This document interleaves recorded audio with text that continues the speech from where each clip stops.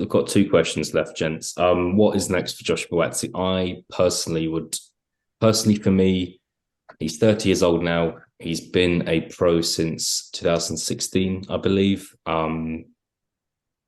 Look, I would like to see him go into a big fight against a top 10 light heavyweight if it's possible. It's kind of, I just think if we see another one of those performances, or if he gets announced that he's fighting someone that most people haven't heard of, who's going to watch it? Who's going to buy a ticket? And I think that's the concern here. However, like making one of those big fights could be a problem. Elliot, I'll go back to you. What do you think is going to happen next for Buatsi? Um, oh, man, I think to be honest, I want to see Dan Azeez, like you say, sort of, so Dan Azeez, see Buatsi fight, sort of step up a bit. Maybe, I mean, we saw Dan Azeez was actually in the crowd tonight, wasn't he, talking as well? Maybe a fight off sort of domestic level.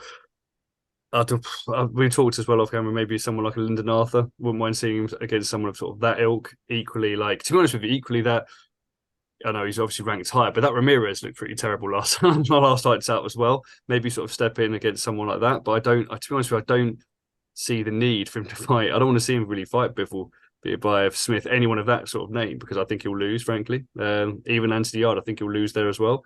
So I'd maybe match him against, if you get it both on boxer, maybe a Dan Azeez. But does Yarde even look ready for that? I mean, does Buatsi even look ready for that? I'm not sure, frankly. The way he fought tonight, and with Danny also talking, which I actually agree with what Danny was saying there about the kind of gas tank issues as well. I think there's problems the longer that fight goes on. So maybe do that if they're both on boxer. But frankly, I mean, after tonight, Buatsi's not really holding the A side for anything as far as I'm concerned in fights that were sort of step up nature. Yeah, you got to wonder if Dan Azeez, who I think he last fought in Paris a month or so ago, he's probably due to fight again. I don't know, August, say something July August time. If I was Dan Azeez, who isn't a young fighter, I'd probably be saying, let's do it. Why not? He probably fancies himself to possibly do the job. It's still a big fight. Kind of they're both from London. That could possibly be a Wembley Arena fight, possibly. So I wonder if that would be get discussed. Danny, just give us your thoughts on what's next for Joshua Buatsi. The Dan Azeez one is the one that jumps out. Again, that like in the trade or amongst hardcores, like is a big fight, big domestic fight. How many tickets does that really do, especially off the back of the night? I know Buatsi against Richards didn't fill the O2 and I don't think was particularly close. I don't know. Were you at it, Stoddard? Yeah. Less than 5,000 people were there that night, so like less than a third full. You know what I mean? Would Azeez do even the same numbers as that? And like they're both going to want paying for that fight because you say Dan Azeez is at that stage in his career now where he'll want the biggest fights for the most money possible.